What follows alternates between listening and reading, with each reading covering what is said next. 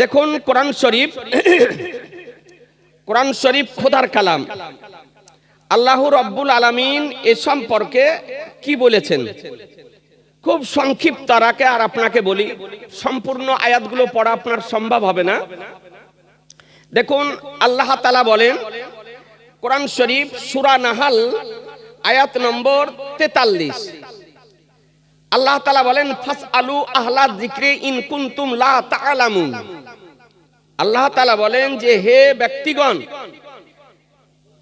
জ্ঞানী ব্যক্তিদেরকে জিজ্ঞাসা করো যা তোমাদের যে সম্পর্কে তোমাদের জ্ঞান নেই, অর্থাৎ যে বিষয় সম্পর্কে তোমরা জানো না সে বিষয়ের জ্ঞানী যারা সেই জ্ঞানবানদের নিকটে তোমরা জিজ্ঞাসা করো।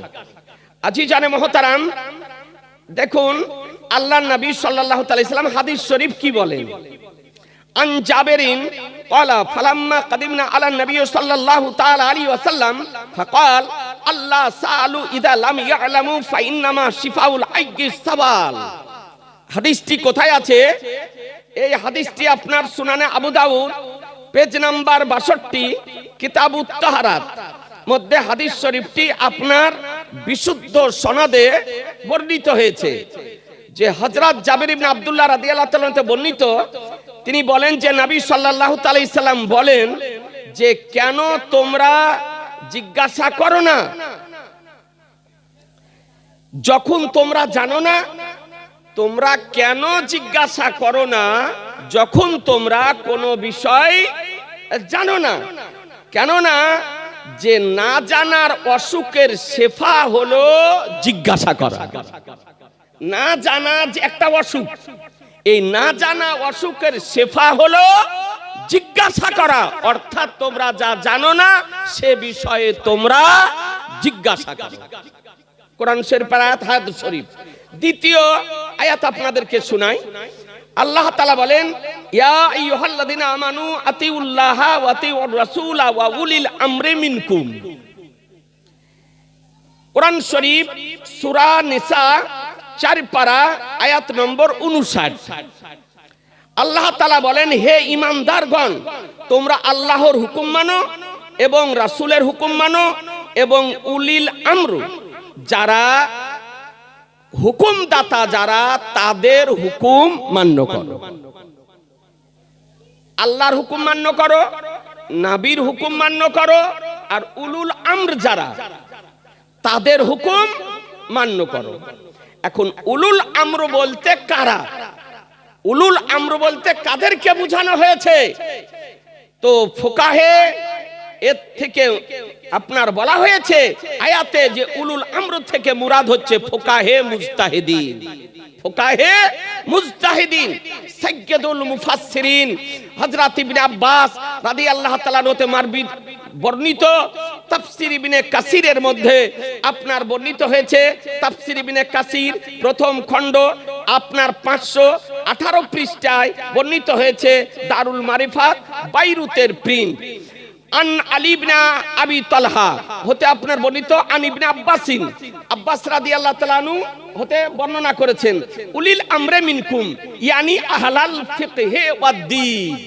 যে উলিল আমর বলতে আপনার ফুকাহা যারা এবং দ্বীন আর যারা ফুকাহায়ে কেরাম তাদেরকে বোঝানো হয়েছে। আপনারা দেখুন তারপরে এইরকমই কাদা কলা মুজাহিদুন আতাউ আল হাসানুল বসরি ওয়া আবুল আলিয়া উলিল আমরে মিনকুম ইয়ানিল উলামা, অর্থাৎ উলুল আমর বলতে উলামাদেরকে বোঝানো হয়েছে। আজিজানে মুহতারাম, আপনাদেরকে বলতে চাই যে ফুকাহে কেরাম যে কোরআন ও হাদিস থেকে রিসার্চ করে গবেষণা করে যে মসলা দিয়েছেন এই বিষয়ে আপনার ইমাম মান্য করা অজীব। ইমাম মান্য করা অজীব। এ বেরাদারাল ইসলাম, এর সম্পর্কে অনেক আপনার দালাইল আছে।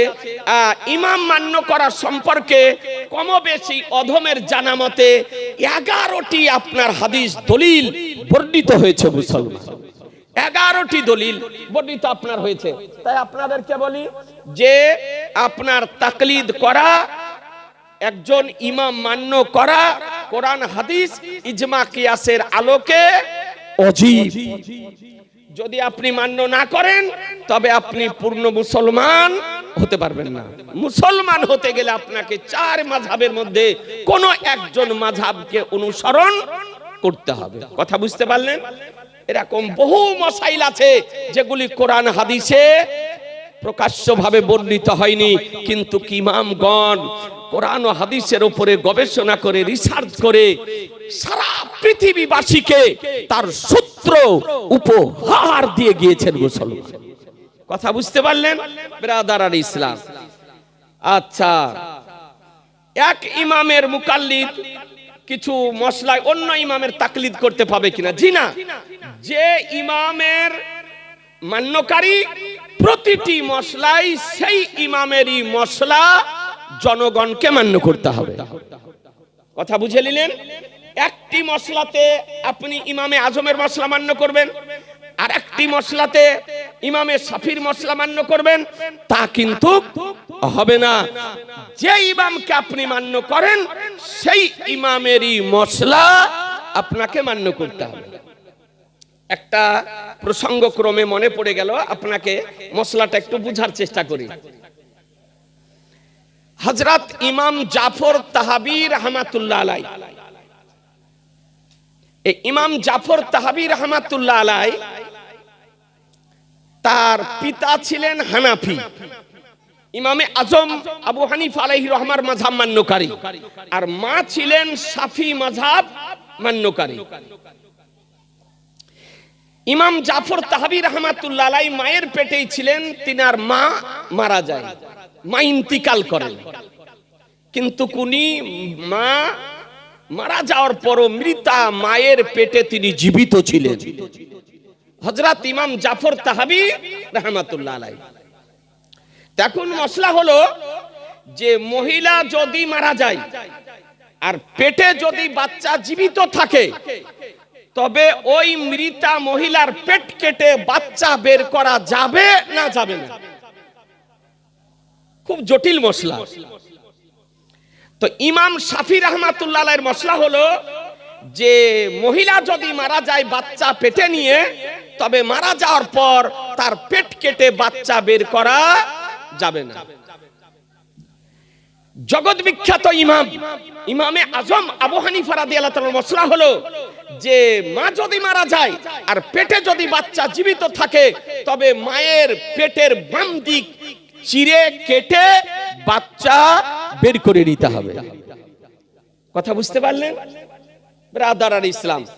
তো ইমাম জাফর তাহাবী রাহমাতুল্লাহ আলাইহির মা ইন্তিকাল করেন, তিনি জীবিত ছিলেন।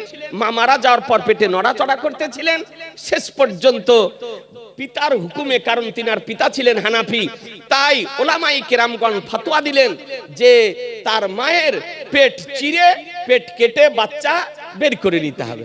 বাচ্চা আপনার বের করে নিলেন, তিনি নানার বাড়িতে মামাদের কাছে তিনি লালিত পালিত হন, তারপরে লেখাপড়া করেন, তারপরে তিনার পিতা তার মামা কাছে তিনি লেখাপড়া করতেন। এই পড়তে পড়তে ফিকার বই পড়তে পড়তে এই মশলা আসলো। আর যখন এই মশলা আসলো ইব্রাহিম মাজানি রাহমাতুল্লাহ আলাইহির কাছে, আর তিনি তার জন্মের ইতিহাস আগেই শুনেছিলেন, আর যখনই এই মশলা আসলো সেই দিনই তিনি বলেছিলেন, যার মশলার কারণে আমি পৃথিবীতে এসেছি, আজকে তারই মশলা আমি গ্রহণ করে নিলাম। শাফি মাযহাব আর আমি আমল করতে চাই না, আজ থেকে আমি হানাফি মাযহাবকে গ্রহণ করে নিলাম। কারণ যার মশলার কারণে আমি পৃথিবীতে এসেছি, হানাফি মাযহাবের বিখ্যাত ইমাম ইমাম জাফর তাহাবী রাহমাতুল্লাহ আলাইহি। ব্রাদারান ইসলাম, তাই আপনাদেরকে বলতে চাই যে যে কোনো এক ইমামকে আপনাকে আমাকে মান্য করতে হবে। সমস্ত মশাইলে এরকম হবে না যে একটি মশাইলে এক ইমামের কথা আর একটি মশাইলে আর এক ইমামের কথা। যেমন আপনি 3 তালাক দিলেন, তো 3 তালাক এটা আপনার 4 মাযহাবের মধ্যে 4 ইমামের নিকটে একসঙ্গে 3 তালাক দিলে 3 তালাকই হবে। এর উপরে ইজমা আমার সরকারে আলা হযরত ফতোয়ায়ে রাজাবিয়ার 5ম খণ্ডে লিখেছেন, 3 তালাক দিলে একসঙ্গে তালাক হয় না। এক তালাক কাদের নিকটে? ওই হাত ঝাড়ুয়াদের নিকটে। হাত ঝাড়ুয়া বুঝেন? এই লেডিস মার্কা নামাজি যারা, ওকে আবার কোন দেশে পা ফাড়ুয়া বলে। 1-1.5 হাত পাকে ফাঁক করে নামাজে দাঁড়ায়, আর এই রকম করে জোর করে হুজ্জুতি করে বুকের উপরে হাত বাঁধে। ওরাকে বলে ওয়াহাবি, গায়র মুকাল্লিদ।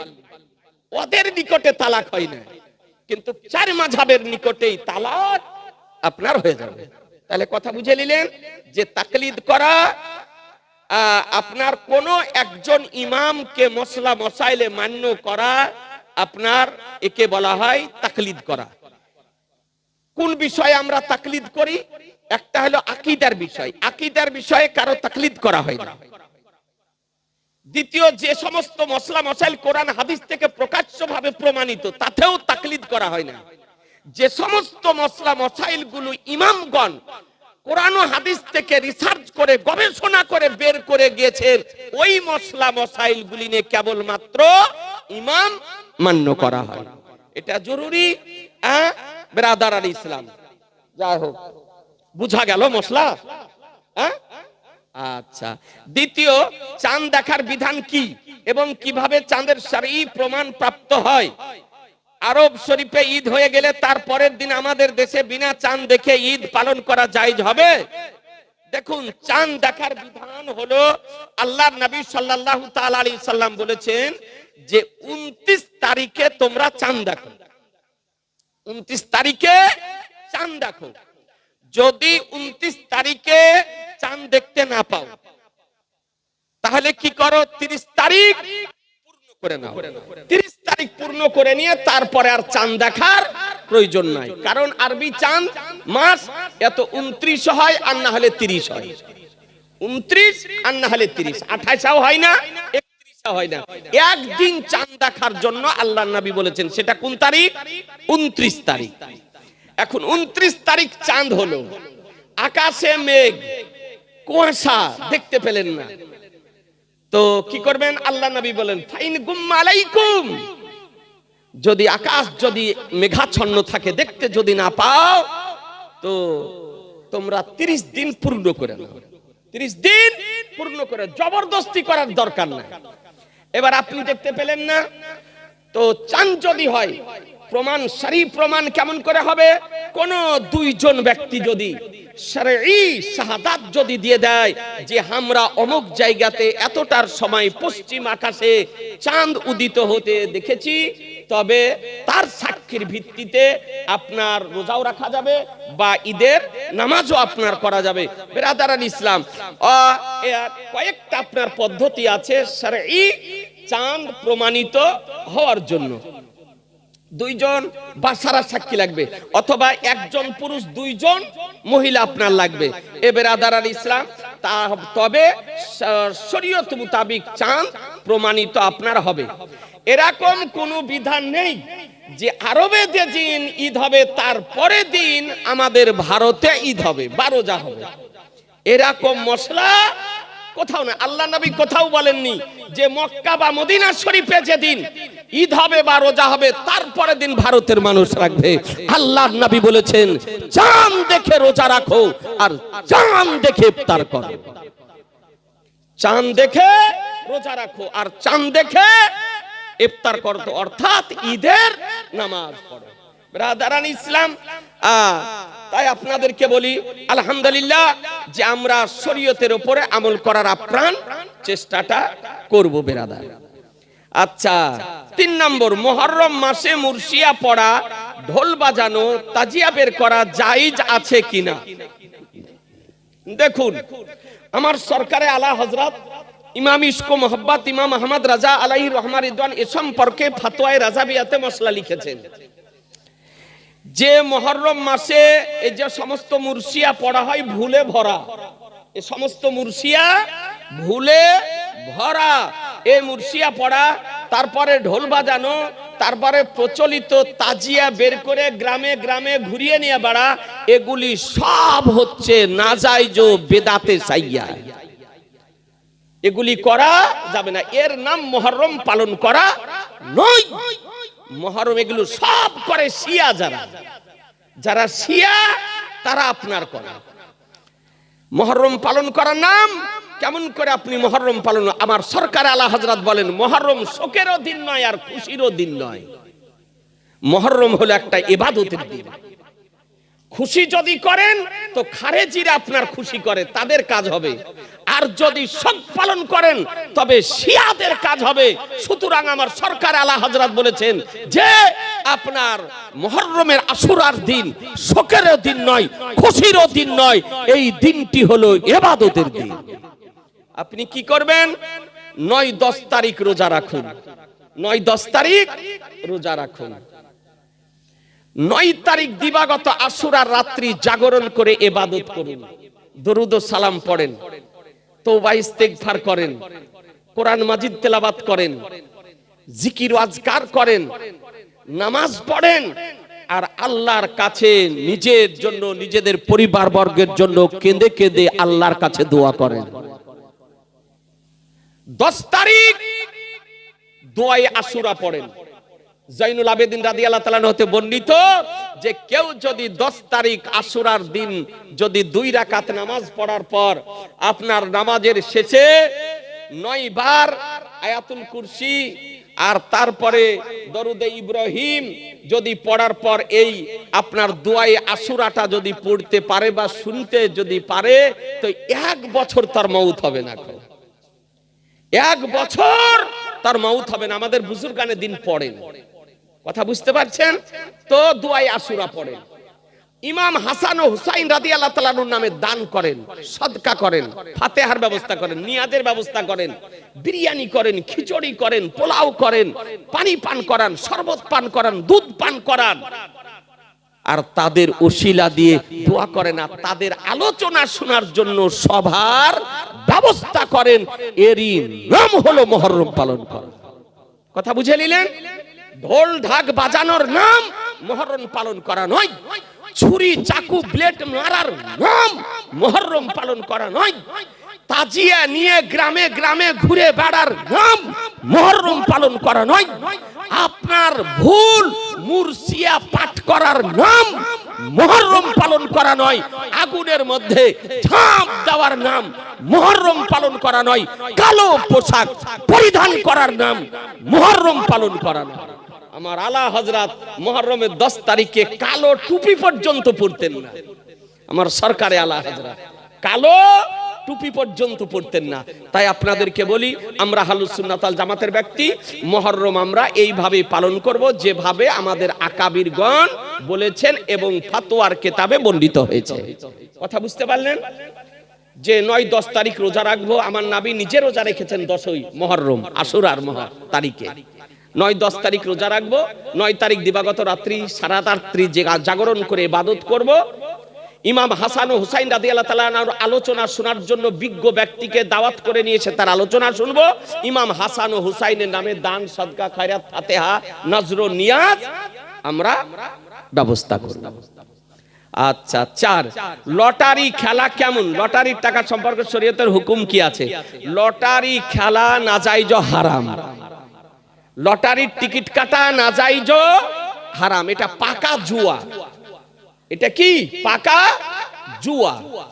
এই গাছতলা বাসতলাতে বসে আপনি খেলবেন যে জুয়া, এটারও যে গুনাহ, লটারির টিকিট কাটবেন সেটারও সেই গুনাহ। সুতরাং কোন ভাই যদি লটারির টিকিট কাটাতে অভ্যস্ত থাকেন তওবা করে নেন, যার জীবনে কোনোদিন কাটবো না। তবে মশলা হলো এই যে লটারির টিকিটের মালিক এ হলো বিধর্মী। লটারির টিকিটের যে কয়েকটা কোম্পানি আছে এর কোম্পানিগুলো বিধর্মী। এখন আপনি মশলা জানা হোক আর না জানা হোক আপনি লটারির টিকিট কেটে নিয়েছেন, আর টাকা কোটি টাকার স্বপ্ন দেখে কেটেছেন, 1 লাখ টাকা বেঁধে গিয়েছে। এখন টাকাটা কি করবেন? কথা বুঝাতে পারলাম না বোধহয়? এই টাকাটা কি করবেন? তো মশলা হলো পেয়ে যদি যান তবে আর ফিরিয়ে দিতে হবে না। যদি পেয়ে যান টাকাটা, তার টাকাটা ফিরিয়ে দিতে হবে না, কারণ একটা নিয়ম মোতাবিক দিয়েছে বিধর্মী। আর বিধর্মী যদি কোনো নিয়ম মোতাবিক যদি দেয় তবে সেটা আপনার নেওয়া যায়, তবে তোবা করতে হবে আর অঙ্গীকার করতে হবে জীবনে আর কোনোদিন লটারির টিকিট কাটবো না। কথা বোঝা গেল? জি, লটারির টিকিট কাটা যাবে না। ও স্বপ্ন দেখছে 1 কোটি টাকা, 50 টাকাতে লটারির টিকিট কেটে 1 কোটি টাকা পাবে। ও দেখছে কোটি টাকা পাওয়া মানেই বড় লোক হয়ে যাওয়া। ও বড় লোকের স্বপ্ন দেখতে দেখতে দেখতে আর বাড়ির আপনার টালি হারিয়ে যায়, টিন হারিয়ে যায়। জি, তারপরে শেষখানে চুলহা জ্বলে না, ওই স্বপ্ন দেখতেই থাকে। এটা জুয়া, এটা গুনাহ কাবিরা হবে। সুতরাং কোন ভাই যদি লটারির টিকিট কাটায় অভ্যস্ত থাকেন, তওবা করে নেন যে জীবনে কোনোদিন আর কাটবো না। আল্লাহর দরবারে তওবা ইস্তিগফার করে দোয়া করুন, ক্ষমা প্রার্থনা করুন, আল্লাহ ক্ষমা করবেন। ভারতে ব্যাংকের ইন্টারেস্ট নেওয়া যাবে কিনা? জি, ভারতবর্ষের ব্যাংক, পোস্ট অফিস গুলির মালিক হলো বিধর্মী কাফের হারবি, কাফেরদের দ্বারা পরিচালিত হয়। ফাকিহে মিল্লাত মুফতি জালালউদ্দিন আহমদ আমজাদি আলাইহি রহমা রিদওয়ানের বিখ্যাত কিতাব ফাতাওয়ায়ে ফাইজুর রাসূল, তার মধ্যে তিনি মসলা আপনার একাধিক দলিল সহকারে বর্ণনা করেছেন। তাজুস শরিয়া আলাইহি রহমা ফতোয়ায়ে তাজুস শরিয়াতে বর্ণনা করেছেন এবং ভারতবর্ষের ফিকহ শাস্ত্রবিদগণ সকলেই বর্ণনা করেছেন যে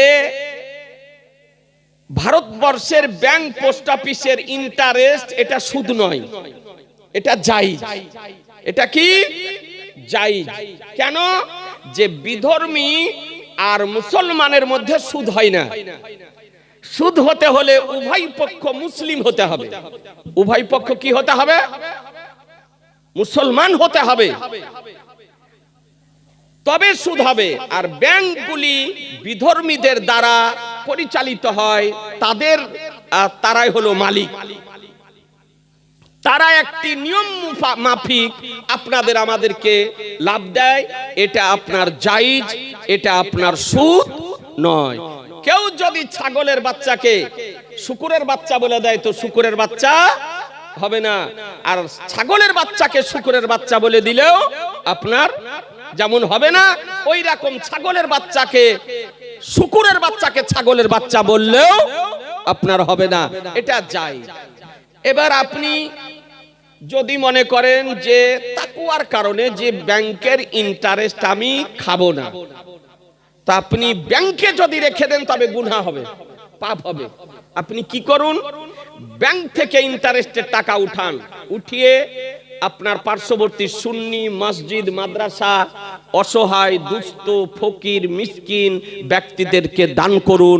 আপনার পকেটের টাকা দান করার আপনি সওয়াব পাবেন। কিন্তু ব্যাংকে রেখে দিলে পাপ হবে। আপনি ব্যাংকে রেখে দিলেন মানে বিধর্মীদেরকে আর্থিকভাবে সাহায্য আপনার করা হলো। আর বিধর্মীকে আর্থিকভাবে সাহায্য করা এটা শরীয়তে জায়েজ নয়।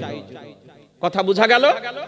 তবে হ্যাঁ, যদি কোনো ব্যাংক মুসলিম দ্বারা পরিচালিত হয় তবে সেই ব্যাংকের ইন্টারেস্ট নেওয়া যাবে না, সুদ হবে। অথবা কোনো ব্যাংক বা পোস্ট অফিস সিয়ারে চলে, মুসলিম ও কাফের দ্বারা পরিচালিত হয়, পার্টনার, একজন মুসলমান একজন কাফির, তাহলে সেই ব্যাংকেরও ইন্টারেস্ট নেওয়া যাবে না। খালি কেবলমাত্র কাফের হারবি বিধর্মীদের দ্বারা পরিচালিত যদি হয় তবেই সেই ব্যাংকের, পোস্ট অফিসের ইন্টারেস্ট নেওয়া শরীয়তে জায়েজ।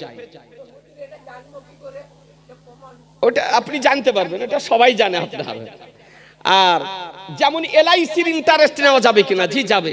এলআইসিটাও বিধর্মীদের দ্বারা পরিচালিত হয়। ব্রাদার আর ইসলাম, এটাই ফতোয়ার কিতাবে বর্ণিত হয়েছে। কাফেরকে কাফির বলা যাবে কিনা? সমস্ত কালেমা পাঠকারী কি মুসলমান? না, কালেমা পাঠ করলি মুসলমান হয় না। আজকাল কত রাজনৈতিক নেতা ভোট নেওয়ার জন্য স্টেজে পড়ছে লা ইলাহা ইল্লাল্লাহ ঠাঙা ভাঙা করে, আপনার পড়ছে না? লা ইলাহা ইল্লাল্লাহ মুহাম্মাদুর রাসূলুল্লাহ পড়ছে না? পড়ছে না? এ নেতা নেত্রীরা পড়ে না? তাহলে মুসলমান হয়ে যাবে না। মুসলমান হতে গেলে কালেমা আন্তরিকতার সঙ্গে পাঠ করতে হবে। সেটা কালেমা পড়তে জানুক অথবা না জানুক। ইকরারুম বিল লিসান ওয়া তাসদীকুম বিল কলব, মুখে উচ্চারণ করতে হবে, অন্তরে বিশ্বাস করতে হবে। আল্লাহ ও তার রাসূলকে মনে প্রাণে মেনে নেওয়ার নাম হলো মুসলমান। আমাদের মুসলমানের মধ্যে অনেক মুসলমান আছে কালেমা পড়তে জানে না। বিয়ে পড়ানোর সময় হযরত ওকে দুবারে চারবার বলার পরও বলানো যায় না। বিয়ের সমাতে ছেলে মেয়েকে কালেমা পড়ানো মুস্তাহাব। বিবাহের আগে যদি অজান্তে কোনো কুফরি করে থাকে, কালেমা পড়িয়ে তওবা ইস্তেগফার পড়িয়ে দিলে তাদের জীবনটা সুখময় হবে। এই জন্য বিবাহের সময় ছেলে মেয়েকে কালেমা পড়ানো আপনার মুস্তাহাব, তওবা ইস্তেগফার পড়ানো মুস্তাহাব জায়েজ। ব্রাদারান ইসলাম, কাফেরকে কাফের বলবে না তো মুসলমান বলবে? কাফেরকে মুসলমান বলা চলে না, আর মুসলমানকে কাফের বলা চলে না। কথা বুঝতে পারছেন? কাফেরকে মুসলমান বলা চলে না, আর মুসলমানকে কাফের বলা চলে না। কেউ যদি জেনে শুনে কাফেরকে মুসলমান যদি বলে তো কাফের হয়ে যাবে, আর কেউ যদি মুসলমানকে কাফের যদি বলে তো সে নিজে কাফের হয়ে যাবে। মশলা বুঝা গেল না? মুসলমানকে কাফের বলা যাবে না, আর কাফেরকে মুসলমান বলা যাবে না। কাফেরকে কাফের বলতে হবে, আর মুসলমানকে মুসলমান বলতে হবে। এই ওহাবিয়ারা বেরিয়েছে, বলছে যে কাফেরকে কাফের বলতে নাই, তার মানে কুফরের ফতোয়া থেকে নিজেদেরকে বাঁচানোর জন্য একটা বাহানা তৈরি করেছে।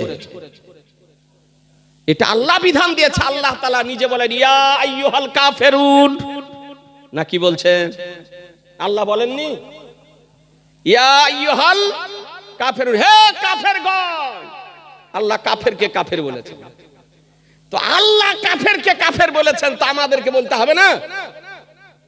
ই বলছে যে কাফেরকে কাফের বলতে হয় না, বলছে যে যদি মুসলমান যদি হয়ে যায়, পরে যদি মুসলমান, তো পরে যদি মুসলমান হয়ে যায় তখন মুসলমান বলবো, নাকি বলছেন? হ্যাঁ, তো ই আপনার যুক্তি দিচ্ছে, বলছে পরে যদি মুসলমান হয়ে যায় এই জন্য কাফেরকে কাফের বলো না। তো বলে বিবিকে বিবি বলো না যদি পরে তালাক হয়ে যায়, নাকি বলছেন? হ্যাঁ, বিবিকে বিবি বলো না কদিন পর যদি তালাক হয়ে যায়। এখন কথা হলো, যখন কাফের থেকে মুসলমান হবে তখন তাকে মুসলমান বলবো, আর যতদিন কাফের থাকবে তাকে ততদিন কাফের বলবো। এটাই হলো শরঈ বিধান। এ বেরাদার ইসলাম, হাদিস শরীফে এটা বর্ণিত হয়েছে। আচ্ছা, গ্রামে জুমা পড়া যাবে কিনা? গ্রামে যেখানে প্রথম থেকে জুমার নামাজ হয়ে আসছে সেখানে জুমার নামাজের পর জোহর পড়া জরুরি আছে কিনা, সেই জোহরের নামাজ জামাতের সাথে পড়া যাবে কিনা? দেখুন, আমার সরকারে আলা হযরত ইমাম আহমদ রাজা আলাইহি রহমা রিদওয়ান বলেছেন যে গ্রামে যদি জুমা কায়েম হয়ে যায় তবে জুমার নামাজ পড়বে, জুমার নামাজ বন্ধ করবে না। জুমার নামাজ বন্ধ করবে না। ফাতোয়ায়ে রাজাবিয়া তে আপনার বর্ণিত হয়েছে তৃতীয় খণ্ডে এই মসলা, যে জুমার নামাজ বন্ধ করবে না, কারণ এটা গাফলাতের সময়, অলসতার সময়, মানুষকে ডেকেও মসজিদে নিয়ে আসা যায় না। তো যেখানে গ্রাম অঞ্চলে যদি জুমার নামাজ, ঈদের নামাজ, বকরা ঈদের নামাজ যদি পড়ে তো ওকে বারণ করিও না। প্রচলিত যদি থাকে তোকে নিষেধ করো না, মানা করো না, তবে কি করো, জুমার নামাজ পড়ো, পড়ার পর বুঝিয়ে ওকে মশলা বলে 4 রাকাত জোহরের ফরজ নামাজ আদায় করে। 4 রাকাত জোহরের ফরজ নামাজ আদায় করো, কারণ গ্রাম অঞ্চলের জন্য জুমার নামাজ ওয়াজিব নয়, সুতরাং জোহরের নামাজ সাকিত হবে না। জুমার নামাজ পড়ে নেওয়ার পর জোহরের 4 রাকাত, যেটাকে আখেরি জোহর বলে, এই আখেরি জোহর না বলে সরাসরি জোহরের 4 রাকাত নিয়ত করে জোহরের অন্যান্য দিনের মতন 4 রাকাত ফরজ নামাজ আদায় করবে। ইমাম যিনি, তিনি মুক্তাদিরকে বুঝিয়ে মশলা বলবেন। যদি বুঝে নেয় তবে জুমার নামাজের পরে পরে আপনি জামাত করে জোহরের 4 রাকাত ফরজ নামাজ আদায় করে নেবেন। জামাত, এটাই আপনার ফাতোয়ায়ে ফাইজুর রাসূলে বর্ণিত হয়েছে এবং অন্যান্য ফাতোয়ার কিতাবে বর্ণিত হয়েছে, জামাত করে পড়ে নেবেন। আর যদি ফিতনা ফাসাদ যদি হয় তবে একা একা পড়বেন। দেখা গেল যে জামাতকে কেন্দ্র করে আপনার ফিতনা হতেছে, ফাসাদ হতেছে। আল ফিতনা আসাদ্দ, আল ফিতনা তো আসাদ্দ মিনাল কাতল। ফিতনা হচ্ছে, হত্যা করা অপেক্ষা কঠিন। তো যদি কোনো গ্রামে জামাত করে পড়াতে ফিতনা যদি হয়, তবে ফিতনা না করে একাকী পড়বেন। আর ফিতনা যদি না হয়, মশলা যদি সকলে বুঝে নেয়, তবে জামাত করে জোহরের 4 রাকাত গ্রাম অঞ্চলে আপনি শুক্রবারের নামাজ পড়ার পর, জুমার নামাজ পড়ার পর জোহরের 4 রাকাত ফরজ নামাজ আদায় করবেন। এটাই ভারতবর্ষের ফোকাহে কেরামগণ আপনার ফতোয়া দিয়েছে। বেরেলি শরীফ থেকে এই ফতোয়া দিয়েছেন। তাজুস শরিয়া এই ফতোয়া দিয়েছেন। ফতোয়া তাজুস শরিয়াতে এই মশলা আপনার লেখা আছে। তবে কিছু ওলামাই কেরামগণ বলছেন একটি রিওয়ায়েতে নাদেরার ভিত্তিতে যে যদি পুরো গ্রামের মানুষ যদি মসজিদে উপস্থিত হয়ে যায় তো মসজিদ ভর্তি হয়ে যাবে, তাহলে সেই জায়গাতে জুমার নামাজ জায়েজ। আমাদের সুন্নি জামাতের মধ্যেই কিছু আকাবির ওনারা ফতোয়া দিয়েছেন, যেমন আশরাফিয়া, মুহাক্কিকে মাসাইলে জাদিদা মুফতি নিজামুদ্দিন মিসবাহি রাজবি মাদ্দাজিল্লাহুল আলী, তিনি এরকম ফতোয়া আপনার দিয়েছেন একটা রিওয়ায়েতে নাদেরার ভিত্তিতে।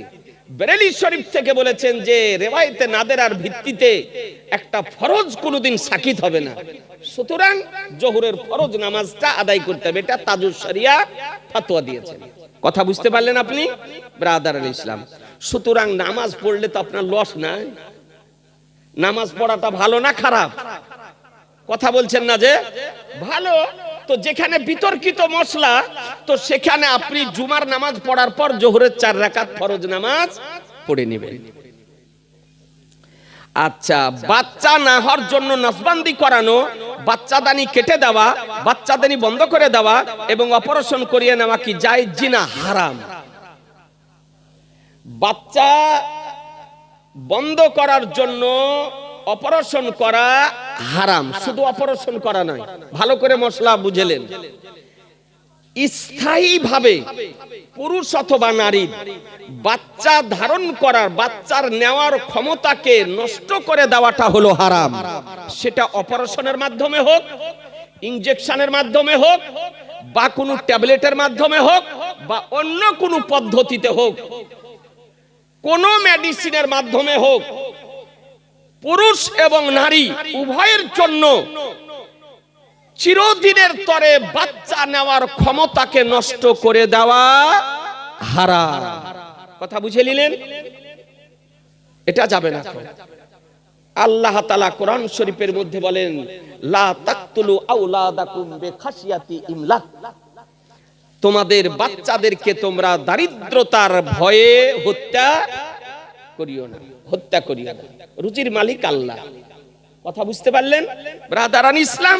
আপনাদেরকে বলতে চাই, সুতরাং বাচ্চাদানি কাটাও জায়েজ নয়, অপারেশন করাও জায়েজ নয়, আর বাচ্চাদানি বন্ধ করাও জায়েজ নয়। তবে যেমন কোন ব্যক্তি, আজকাল তো স্বাভাবিকভাবে বাচ্চা খুব কমই হচ্ছে, আপনার সিজার করে বাচ্চা অধিকাংশ হচ্ছে নাকি গো? ডাক্তার দেখাচ্ছেন 9 মাস ডাক্তার দেখার পরও বলছে যে কোনো উপায় নাই, সিজার করতে হবে, ভর্তি করার নার্সিং হোমে সিজার করে বাচ্চা তুলতে হবে। তা আপনি সিজার করলেন, একটা হলো সিজার করে, আর তারপরে তো আবার দ্বিতীয়বার নরমাল হবে না, দ্বিতীয়বার আবার সিজার করতে হবে। তো 2 বার আপনি সিজার করতে পারবেন, 3 বারের বার আর সিজার করা সম্ভব হবে না। ডাক্তার বলবে এটা রিস্ক, রোগী মারা যাবে, আর এরপরে সিজার করা যাবে না। তো এই রকম যদি আপনার 2 বার সিজার যদি হয়ে যায়, বা কোনো বিজ্ঞ ডাক্তারের দ্বারা 3 বার সিজার যদি হয়ে যায়, তো তারপরে আর সিজার করা সম্ভব নয়, সিজার করে বাচ্চা বের করা সম্ভব নয়। এই রকম পজিশনে যেখানে প্রাণ যাওয়ার আশঙ্কা থাকবে, এই সময় বাচ্চা বন্ধ করে দেওয়াটা তার জন্য জায়েজ। কথা বুঝতে পারলেন ব্রাদারান ইসলাম? তাছাড়া সুস্থ ব্যক্তির জন্য জায়েজ। আচ্ছা, 9, জানাজার পর হাত তুলে দোয়া করা জায়েজ কিনা এবং দাফনের পর কবরে ফুল দেওয়া জায়েজ না না জায়েজ? আউলিয়া ওলামাদের কবরে চাদর চড়ানো যাবে কিনা? আচ্ছা, আপনাকে এটা নিয়ে দেওবন্দি ওহাবিদের খুব আপনার চলছে, বলছে বেদাত বেদাত এই করতেছে। জানাজার পর আপনারা দোয়া করেন না? করেন? জানাজার পরে দোয়া করার হাদিস শরীফ আছে না নাই? আপনাকে একটা হাদিস শরীফ আপনার দেখায়। আজি জানে মোহতারাম, জামান নবী পাক সাহেবে লাউলা সাল্লাল্লাহু তাআলা আলাইহি ওয়াসাল্লাম এ সম্পর্কে নবী আমার কি বলেছেন দেখুন। আন আবি হুরায়রা রাদিয়াল্লাহু তাআলা আনহু সামিতুন নবী সাল্লাল্লাহু তাআলা আলাইহি ওয়াসাল্লাম ইয়াকুলু ইদা সাল্লাইতুম আলাল মাইয়্যিতি ফাখলিসু লাহু দুআ। সুবহানাল্লাহ বলেন। ইসনাদুহু হাসানুন, এই হাদিসের সনদ হলো হাসান। হাদিসটি কোন কিতাবে আছে? আবু দাউদ শরীফ, লেবানন বাইরুতের প্রিন্ট, পেজ নাম্বার 699, হাদিস নাম্বার 3199। বাইরুত লেবাননের প্রিন্ট 3199, হাসান পর্যায়ের হাদিস।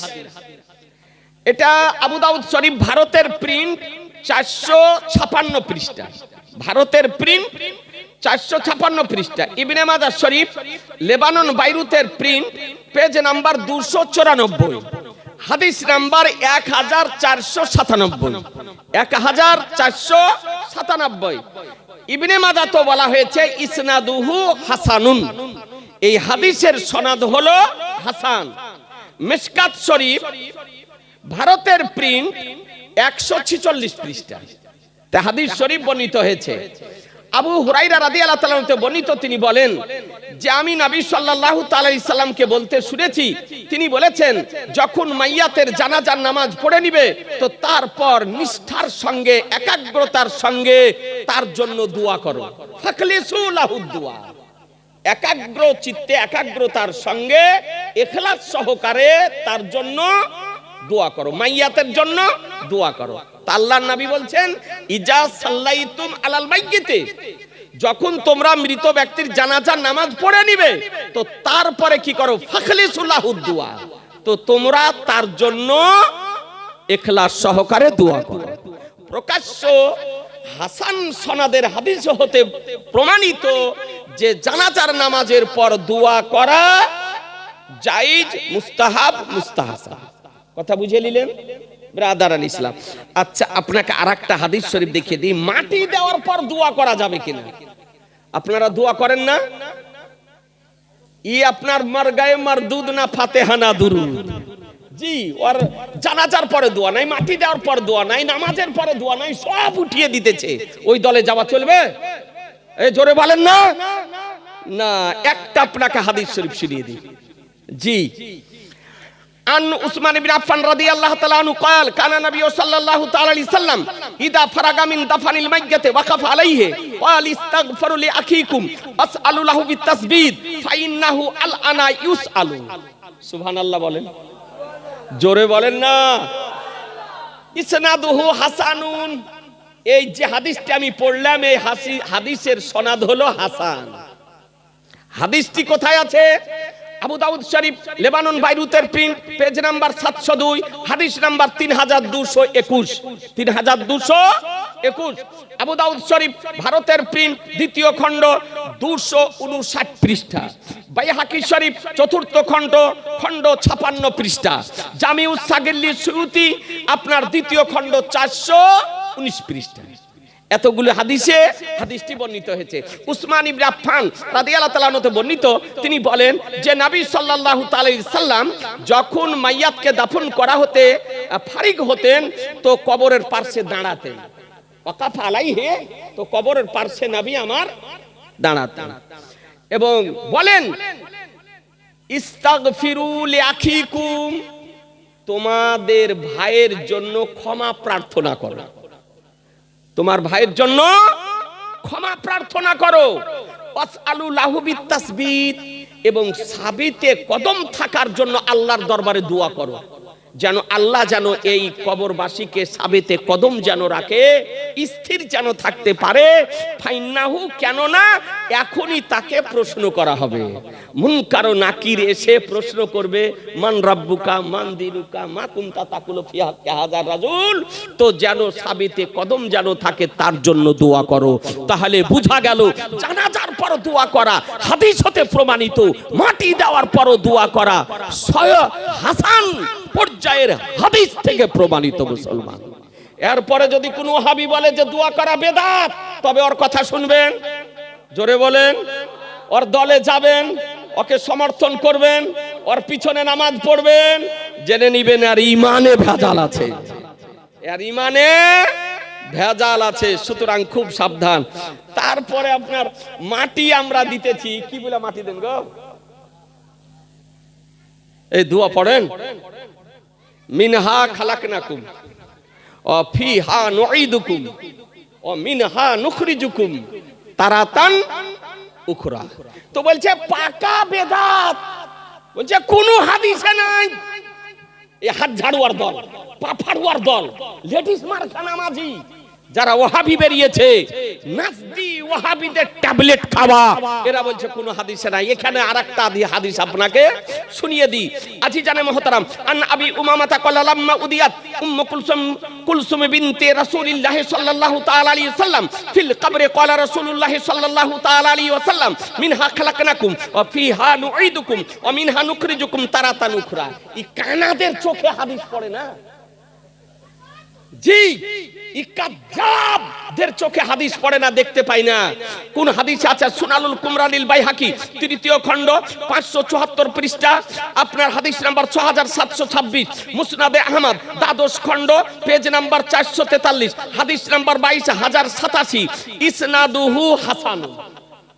এই হাদিসের সনদ হলো হাসান। জয়ীফ বলার কোনো অবকাশ নেই, কোন জয়ীফ বলার অবকাশ না। কেউ যদি বলে তোকে লিয়ে আসে না, হাদিসটাকে পড়াবো। ব্রাদার ইসলাম মাজমাউজ জাওয়াইদ প্রথম খণ্ড ৬৪৫ পৃষ্ঠা, হাদিস নাম্বার আপনার ৪২৩৯, ৪২৩৯ মাজমাউজ জাওয়াইদে আছে, মুসনাদে আহমদে আছে, সুনানুল কুবরাতে আছে। এই হাদিসটি আপনার বর্ণিত হয়েছে হাসান পর্যায়ের হাদিস। আবু উমামা রাদিয়াল্লাহু তাআলা বর্ণিত, তিনি বলেন যে যখন উম্মে কুলসুম বিনতে রাসূলিল্লাহ সাল্লাল্লাহু তাআলা ইসলাম, আমার রাসূলুল্লাহর কন্যা উম্মে কুলসুমকে কবরে রাখা হলো, তো আমার রাসূলুল্লাহ সাল্লাল্লাহু তাআলা ইসলাম বলেন মিনহা খালাকনাকুম ওয়া ফিহা নুঈদুকুম ওয়া মিনহা নুখরিজুকুম তারাতান উখরা। কথা বুঝতে পারলেন আজিজানে মুহতারাম? তাহলে আপনি হাদিস শরীফ থেকে আপনি দলিলটা পেয়ে গেলেন। আচ্ছা, এবার আউলিয়াদের কবরের উপরে ফুল দেওয়া যাবে কিনা? কবরের উপরে ফুল দেওয়া যাবে কিনা? তো ভারতবর্ষের কিতাব ফাতোয়ায়ে হিন্দিয়া, যাকে বলে ফাতোয়ায়ে আলমগীরি, ৬ খণ্ডে বিভক্ত।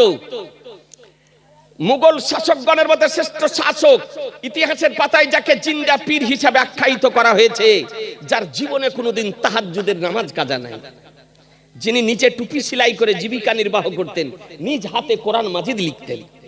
ব্রাদারান ইসলাম, সম্রাট আওরঙ্গজেব আলাইহির রহমানি দলের সময়কালে, সেই সময়কালে হানাফি মাযহাবের ৫০০ জন মুফতিকে একত্রিত করে বিশ্ববাসীকে হানাফি মাযহাবের যে নির্ভরযোগ্য ফতোয়ার কিতাব প্রদান করেছেন, তার প্রথম খণ্ডে মশলা লেখা আছে আদুল ওয়ারুদে ওয়া রিয়াহিনা আলাল কুবুরে হাসানুন, কবরের উপরে গোলাপ দেওয়া, কবরের উপরে ফুল দেওয়া মুস্তাহাসান। সুবহানাল্লাহ বলবেন না? একটু জোরে বলেন না। কবরের উপরে ফুল দেওয়া, গোলাপ দেওয়া কি মুস্তাহাসান জায়েজ। আজ পর্যন্ত কোন ওয়াহাবি এই রকম সন্তানের জন্ম দিতে পারেনি যে দলিলের আলোকে কবরের উপরে ফুল দেওয়াকে নাজায়েজ প্রমাণ করতে পারে। মুসলমান শরীয়তে জায়েজ। ওই ফুলটা যতক্ষণ পর্যন্ত আপনার হারা জীবিত থাকবে, ততক্ষণ পর্যন্ত আল্লাহর তাসবিহ তাহলিল করবে, আর তার দ্বারাতে কবরবাসীর উপকার হবে। কথা বুঝতে পারলেন ব্রাদার আল ইসলাম? আচ্ছা, তারপরে বলছেন যে চাদর দেওয়া, আউলিয়া ওলামাদের কবরে চাদর দেওয়া জায়েজ কিনা? ব্রাদার আল ইসলাম, সব রকমেরই কিতাব কাছে আপনার রাখতে হয়, ২-৪ খান কিতাব। কারণ আজকাল মুনাজারা বাহাসের তারিখ করে আজকাল বাহাস মুনাজারা হয় না। এই জন্য এই বয়স আপনার 2-4 খান আরবি, একবারে অরিজিনাল আরবি কিতাবেন দেখেন, দেখতেন একটা জের জাবার পেশ জজম তাসদিদ কিছু দেওয়া না। এটা হলো আপনার কোরআন শরীফের তাফসীর, তাফসীরে রুহুল বয়ান। বাইরুত লেবাননের প্রিন্ট। আমি যে কিতাবের হাওয়ালা বলতেছি, একটা কিতাব আপনার এরকম নাই যে আমার কাছে নাই। যে কিতাবগুলি বাইরুত লেবানন থেকে আনিয়েছি ওই কিতাবগুলিরই আপনাকে হাওয়ালা দিতেছি ব্রাদারান ইসলাম। এবং তৎসহ যেগুলি ভারতের প্রিন্ট, ভারতের পেজ নাম্বার কত, সেগুলো আপনাকে দিতেছি। এটা আপনার কোরআন শরীফের তাফসির, তাফসিরে রুহুল বায়ান, সারা পৃথিবীতে পাবেন। এর রাইটার আল্লামা ইসমাইল হাক্কি রাহমাতুল্লাহ আলাইহি। এই খণ্ডটি হলো আপনার তৃতীয় খণ্ড, একটা খণ্ড নিয়ে এসেছি। এতে কি লিখতেছে আপনাকে একটু দেখিয়ে দিই। ব্রাদারান ইসলাম, কোরআন শরীফ 10 পারা সূরা তওবা, ইন্নামা ইয়ামুরু মাসাজিদাল্লাহ, আয়াতের ব্যাখ্যায় আল্লামা ইসমাইল হাক্কি রাহমাতুল্লাহ আলাইহি লিখতেছেন। কি লিখতেছেন শুনুন। এই তৃতীয় খণ্ডের 420 পৃষ্ঠা, 420 পৃষ্ঠা লিখতেছে, ফাবেনাউল কুবাবে আলা কুবুরিল উলামায়ে ওয়াল আউলিয়ায়ে ওয়াস সুলাহায়ে ওয়াদু সুতুরে ওয়াল আমাইমে ওয়াসিয়াবে আলা কুবুরিহিম আমরুন জায়েজ। সুবহানাল্লাহ বলবেন না? দেখেন একটা জের জাবার পেশ যজম তাসদিদ কিছু দেওয়া নাই। আপনার আমরা মনে করি যে বোধহয় ভালো সুর করে ওয়াজ করতে পারলে ও বোধহয় বড় মৌলবি। জি না, ওকে বড় মৌলবি বলে না। মেলা আপনার মুন্সি টাইপের লোক আছে, সুর করে আপনার সভা মাতা ওয়াজ করে। কিন্তু আপনি যে পাঁশকুড়া মাদ্রাসাতে দেখেন মুফতি সাহেবরা পড়ায়, ওলামায়ে কেরাম পড়ায়, বড় মৌলবি ওকে বলে যে নাঢ়া আরবির বই পড়তে পারে আর নাঢ়া আরবির বই পড়াইতে পারে, ওকে বলে বড় মৌলবি, ওকে বলে বড় মৌলবি। জি, তো লিখতেছেন যে উলামা আউলিয়া সুলাহাদের কবরের উপরে গুম্বাদ তৈরি করা, গুম্বাদ তৈরি করা, তারপরে তাদের কবরের উপরে চাদর দেওয়া, কাপড় দেওয়া, এটা হলো জায়েজ। কাপড় দেওয়া, চাদর দেওয়া কি জায়েজ। তাহলে আপনি বুঝতে পারলেন যে উলামা সুলাহা আউলিয়া তাদের কবরের উপরে গুম্বাদ তৈরি করাও জায়েজ, তাদের কবরের উপরে চাদর দেওয়া জায়েজ। দেখেন তাফসিরে রুহুল বায়ান তৃতীয় খণ্ড 420 পৃষ্ঠায় বর্ণিত। এরপরে আরেকটা মশলা শুনেলেন, আরেকটা মশলা এখানে আপনার বর্ণিত হয়েছে, ওয়াকাদা ইকাদুল কানাদিলে ওয়া সামাই ইনদা কুবুরিল আউলিয়া ওয়া সুলাহা মিন বাবি তাজিম ওয়াল ইজলাল। তাদের কবরের নিকটে আপনার এই প্রদীপ জ্বালানো, তারপরে মোমবাতি জ্বালানো তাদের সম্মানার্থে জায়েজ। আপনি রাত্রিতে কবরের উপরে নয়, কবরের পাশে যদি জ্বালান তাতে জিয়ারতকারীদের সুবিধা হবে, তাদের সম্মানার্থে দাঁড়ানো জ্বালানো যায়। ব্রাদারান ইসলাম, এখানে আরেকটা আপনার মশলা বর্ণিত হয়েছে। কি মশলা? যে নজরুজ যাইতে ওয়া সামাইলিল আউলিয়ায়ে ইউকাদ ইনদা কুবুরিহিম তাজিমান লাহুম ওয়া মুহাব্বাতুন ফিহিম জায়েজুন।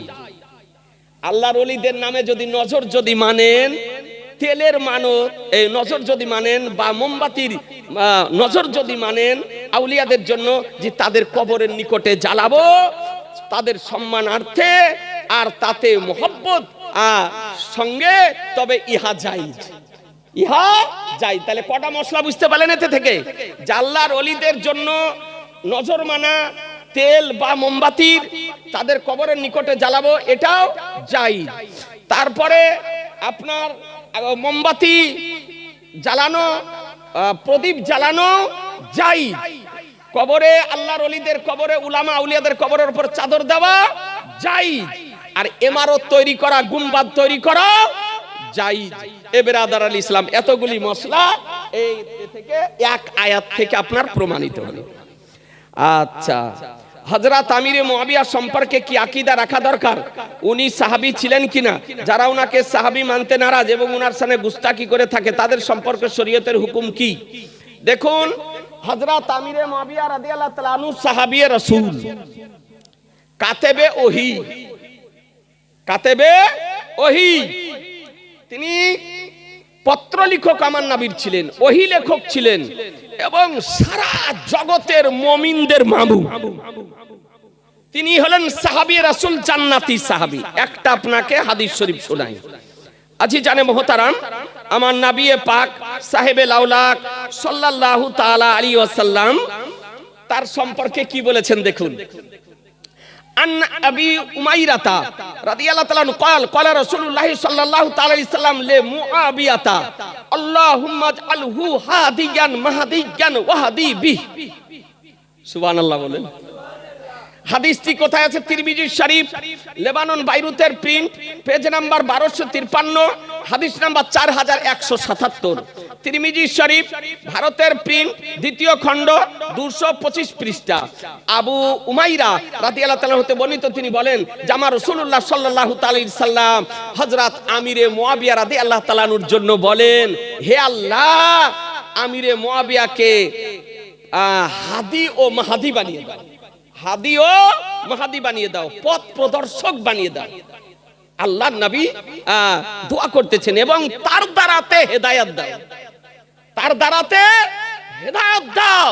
তাহলে বোঝা গেল যে সাহাবীর জন্য আমার স্বয়ং রাসূলুল্লাহ দোয়া করেছেন, যার বর্ণিত হাদিস ইমামে তিরমিজি নকল করেছেন। মুসলমান কথা বুঝতে পারলেন তো? আমিরে মুয়াবিয়া রাদিয়াল্লাহু তাআলা আনহু সাহাবিয়ে রাসূল, তার বর্ণিত হাদিস একাধিক মুহাদ্দিসগণ নকল করেছেন, তাকে সাহাবী বলে স্বীকৃতি দিয়েছেন। যে ব্যক্তি তাকে সাহাবী মানবে না এবং তার শানে গুস্তাখি করবে বা কাফির বলবে, তো সে ব্যক্তির সঙ্গে সঙ্গে কাফির হয়ে যাবে। কথা বুঝতে পারলেন? কোন ব্যক্তি যদি হযরত আমিরে মুয়াবিয়া রাদিয়াল্লাহু তাআলা আনহুকে সাহাবী না মানে, যদি তাকে তার শানে গুস্তাখি যদি করে, কাফের যদি বলে, গালিগুলোজ যদি করে, তো সে ব্যক্তি নিজে কাফির হয়ে যাবে। সে ব্যক্তি আমার আলা হযরত শেফাত শরীফ থেকে একটা নকল করেছেন এবারত, যে সে ব্যক্তি হবে জাহান্নামের কুকুরের মধ্যে একটা কুকুর। যে হযরত আমিরে মুয়াবিয়া রাদিয়াল্লাহু তাআলাকে গালি দিবে, ও জাহান্নামের কুকুরের মধ্যে একটি কুকুর। কথা বুঝতে পারলেন? সুতরাং আহলুস সুন্নাত ওয়াল জামাতের আকীদা যে হযরত আমিরে মুয়াবিয়া রাদিয়াল্লাহু তাআলা আনহু সাহাবী রাসূল, গাউসে পাক বলেছেন সাহাবী রাসূল, খাজা গরিবে নামাজ বলেছেন সাহাবী রাসূল, ইমামে রব্বানী মুজাদ্দিদ আল ফিসানি বলেছেন সাহাবী রাসূল, আল্লামা আব্দুল হক মুহাদ্দিসে দেহলভী বলেছেন সাহাবী রাসূল, আমার সরকারে আলা হযরত বলেছেন সাহাবী রাসূল, হুজুর তাজুস শরিয়া বলেছেন সাহাবী রাসূল। সুতরাং এটাই হলো আমাদের আকীদা। আচ্ছা, চেয়ারে বসে নামাজ পড়ার নিয়ম কি? কারা চেয়ারে বসে নামাজ পড়তে পাবে? দেখুন ভাই, আল্লাহর নবী বলেন যে দাঁড়িয়ে নামাজ পড়ো, ফরজ, ওয়াজিব, সুন্নাত, দাঁড়িয়ে পড়ো। দাঁড়িয়ে যদি নামাজ পড়তে না পারো তো বসে পড়ো, বসে যদি পড়তে না পারো তো শুয়ে পড়ো। নামাজ মাপনায় নামাজ পড়তে হবে। এখন বিষয় হচ্ছে যে আপনি যদি বসে পড়তে পারেন নামাজ, জমিনে বসে যদি নামাজ পড়তে পারেন, তবে চেয়ারে বসে নামাজ পড়লে নামাজ হবে না, নামাজ পড়া যাবে না, আর পড়লেও নামাজ হবে না। আপনি যদি দাঁড়িয়ে যদি না পারেন, রুকু করতে যদি না পারেন, তো বসে আপনি নামাজ পড়ুন। এবার বসতে যদি না পারেন, পা ষাট করে যদি বসতে যদি না পারেন, অপারগ যদি হন, বা বসলে আর উঠতে পারবেন না, বসলে আর উঠতে পারবেন না, আর বসে সাজদাও করতে পারবেন না, তো এই রকম অপারগ যদি ব্যক্তি হয়, তবে ফুকাহে কেরামগণ বলেছেন যে তার জন্য চেয়ারে বা টুলে বসে নামাজ পড়া জায়েজ। লাইনের এক কাতারে এক সাইডে দাঁড়াবে এবং ওই চেয়ারগুলি নিবে যার হাত নাই, অল্প জায়গা ঘেরবে, ওগুলি নিয়ে বসে নামাজ পড়বে। এটা বিতর্কিত মাসাইল। কিছু আকাবির বলেছেন যে চেয়ারে বসে নামাজ, অনেক ওলামায়ে কেরামগণ বলেছেন চেয়ারে বসে নামাজ হবে না, আর অনেক ওলামায়ে কেরামগণ রিসার্চ করে বলেছেন যে যদি বসে রুকু সাজদা কিছুই করতে না পারে, কিন্তু চেয়ারে যদি বসে যদি পারে, অপারগ যদি হয়, তবে ওই রকম ব্যক্তির জন্য চেয়ারে বসে নামাজ পড়া জায়েজ। কথা বুঝতে পারলেন? কিন্তু যদি বসে, যদি মাঝাতে যদি বসে যদি পড়তে পারে তো বসে নামাজ পড়বে, চেয়ারে বসে নামাজ পড়বে না। আর যদি নাই, যদি পারে, উঠতেও না পারে, আর রুকু সাজদা কিছুই করতে না পারে, কিন্তু চেয়ারে যদি বসে হয়, তবে আপনার ওই রকম ব্যক্তির জন্য চেয়ারে বসে নামাজ পড়া যায়। তবে চেয়ারটা হবে বিনা হাতওয়ালা, অল্প জায়গা যেন ঘাড়ে, লাইনের এক সাইডে আপনার দাঁড়াবে, দাঁড়িয়ে সে ব্যক্তি আপনার নামাজ পড়বে, এটা যায়। যা হোক ব্রাদার আল ইসলাম, অনেক রাত্রি হয়ে গেল। আলহামদুলিল্লাহ, আহলুস সুন্নাত ওয়াল জামাতের এই সমস্ত আকীদা বলি এবং আমরা মসলাকে আলা হযরত মান্য করে চলি। আমাদের আহলুস সুন্নাত ওয়াল জামাতের আকীদা যে নবী খোদার নূরে তৈরি, নবী নূর এবং মানব, নূর এবং মানবের সমষ্টিতে সংমিশ্রণে অতি মানব, মহামানব, তুলনাহীন মানব। সুন্নি জামাতের আকীদা যে নবী গায়বের সংবাদদাতা, আল্লাহ তাআলা নবীকে ইলমে গায়ব দান করেছেন। সুন্নি জামাতের আকীদা নবী হাজির ও নাজির, আল্লাহ তাআলা নবীকে পাওয়ার প্রদান করেছেন। সুন্নি জামাতের আকীদা আমাদের নবী শাফাআতকারী, কোরআন হাদিস হতে প্রমাণিত। সুন্নি জামাতের আকীদা নবীর ওসিলা দিয়ে, আউলিয়াদের ওসিলা দিয়ে আল্লাহর দরবারে দোয়া করা জায়েজ। এ ব্রাদার আল ইসলাম, তারপরে সুন্নি জামাতের কর্মসমূহ, নবীর নাম শুনে চোখে চুমা দেওয়া জায়েজ, মিলাদ শরীফ করা জায়েজ, কিয়াম করা জায়েজ, ইয়া নবী পড়া জায়েজ, উচ্চস্বরে দরুদ শরীফ পড়া জায়েজ, 12ই রবিউল আউয়াল পালন করা জায়েজ, নবীর আগমন দিবস পালন করা জায়েজ, নবীর আগমনের খুশিতে জুলুস মিছিল বের করা জায়েজ, নবীর আগমনের খুশিতে আপনার ইসলামিক পতাকা উত্তোলন করা। এবং সুবহানাল্লাহ, একটা হযরতকে চেয়ার দাও গো, নেই হযরত, এ বাবু উঠালো উঠাও উঠালো।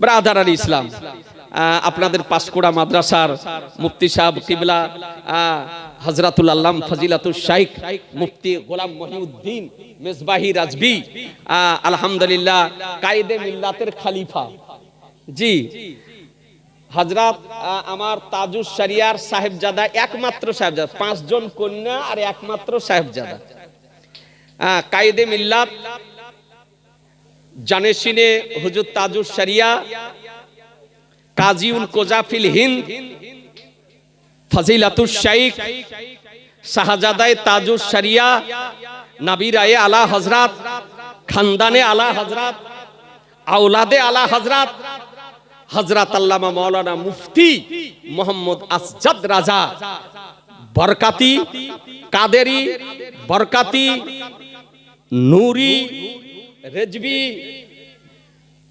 মাদ্দাজিল্লাহুল আলী, তিনি ইজাজত খেলাফত প্রাপ্ত, তিনি তাকে ইজাজত প্রদান করেছেন। আলহামদুলিল্লাহ বলেন, জোরে বলেন আলহামদুলিল্লাহ। আলহামদুলিল্লাহ, হযরত চলে এসেছেন। এ ব্রাদার আল ইসলাম, তো বলতেছিলাম যে আমরা আহলুস সুন্নাত ওয়াল জামাতের আকীদা এবং আহলুস সুন্নাত ওয়াল জামাতের যে কর্মগুলি, নবীর আগমন দিবস জাকজমক সহকারে পালন করুন। সর্বাপেক্ষা খুশির দিন হলো 12ই রবিউল আউয়াল। সুতরাং উত্তম পোশাক যদি পরতে হয় 12ই রবিউল আউয়াল পরেন। বাড়ি ঘর মসজিদ মাদ্রাসাকে এই লাইটিং যদি আলোকিত করতে হয় 12ই রবিউল আউয়াল করেন। ইসলামিক পতাকা যদি উত্তোলন করতে হয় 12ই রবিউল আউয়াল করেন। উত্তম খাদ্যের ব্যবস্থা করতে হয় 12ই রবিউল আউয়াল করেন। আর জাকজমক সহকারে জুলুস মিছিল বের করেন, কিন্তু জুলুস মিছিলে যেন ডিজে না বাজানো হয়। ভদ্রভাবে শালীনতার সঙ্গে দরুদ ও সালাম পড়বেন, আর নাত শরীফ পড়বেন, নারা দিবেন। জগৎ বুঝবে যে শান্তির বাহক মহানবীর আগমন দিবসে আজকে তার ভক্ত, আজকে গোলামগণ মিছিল বের করেছে। লাফালাফি চলবে না, দাপাদাপি চলবে না, বুঝছেন না? তারপরে ডেজে বাজানো চলবে না, ভদ্রভাবে মিছিল বের করবে। আর মিছিল চলতে চলতে নামাজের সময় হলে নামাজ পড়ে নেবে, মিছিল অফ করে দিয়ে। কথা বুঝতে পারলেন? হ্যাঁ, জানে ওহাবিরা সমালোচনা করতে না পারে। তিজা চাহরাম চাল্লিশা করা যায়, ইসালে সব করা যায়, উরুস শরীফ পালন করা জায়েজ, ব্রাদারান ইসলাম কবর জিয়ারত করা জায়েজ, আল্লাহর ওলিদের উরুস শরীফ পালন করা জায়েজ, আল্লাহর ওলিদের মাজার শরীফ জিয়ারতে যাওয়া জায়েজ, আল্লাহর ওলিদের মাজারে গুম্বাদ তৈরি করা, ইমারত তৈরি করা, চাদর দেওয়া, ফুল দেওয়া জায়েজ, নবীর নাম শুনে চোখে চুমা দেওয়া জায়েজ, আল্লাহর ওলিদের হাতে কদমে চুমা দেওয়া জায়েজ। এ ব্রাদারান ইসলাম হাত উঠিয়ে মুনাজাত করা সুন্নাত, নবীর সুন্নাত। আর মুনাজাতের শেষে বিহাক্কে লা ইলাহা ইল্লাল্লাহু মুহাম্মাদুর রাসূলুল্লাহ বলা জায়েজ। ব্রাদারান ইসলাম, আপনারা হয়তো চিনবেন, এই পাঁশকুড়ার আশেপাশে আসতেন আমার উস্তাদে গ্রামী খলিফায়ে মুফতি আজমে আলামে ইসলাম পীরে তরিকত রাহবারে শরিয়াত, যিনি মাঝহারে ইসলাম আরাবিক ইউনিভার্সিটির সদর মুদাররিস ছিলেন এবং শাইখুল হাদিস ছিলেন, এবং তিনি আলিম ছিলেন, ফাজিল ছিলেন, মুফতি ছিলেন, তারপরে ফাকি ছিলেন, তারপরে হাফিজ ছিলেন, তারপরে কারিয়ে সাবা ছিলেন। ওনার নাম হলো হুজুর মুফতি মোহাম্মদ আজম সাহাব কিবলা আলাইহি রহমা রিদওয়ান। ইন্তিকাল করেছেন। এই পাঁশকুড়ার আশপাশে আসতেন, নাম শুনেছেন? জি, আমার উস্তাদে গ্রামী তিনি। উনার কাছে আমি লেখাপড়া করেছি। আপনার মাঝহারে ইসলাম বেরেলি শরীফে যে মাদ্রাসা মুফতি আজমে হিন্দ কায়েম করেছিলেন মুসলমান, তিনি একটি বই লিখেছেন। বইটির নাম হলো ফাতওয়ায়ে দামানে মুস্তফা। ফাতওয়ায়ে দামানে মুস্তফা। তার মধ্যে তিনি তাকে জিজ্ঞাসা করাছে, হুজুর মুনাজাতের শেষে এই দেওবন্দি ওহাবিরা বলছে শিরক বেদাত, এই শিরকেরও সংজ্ঞা বুঝে না, বেদাতেরও সংজ্ঞা বুঝে না, और গোডাউন শিরক আর বেদাতের লোড ব্যয় করার জায়গা পায় না, তাই সুন্নিদের উপরে অপব্যবহার করে।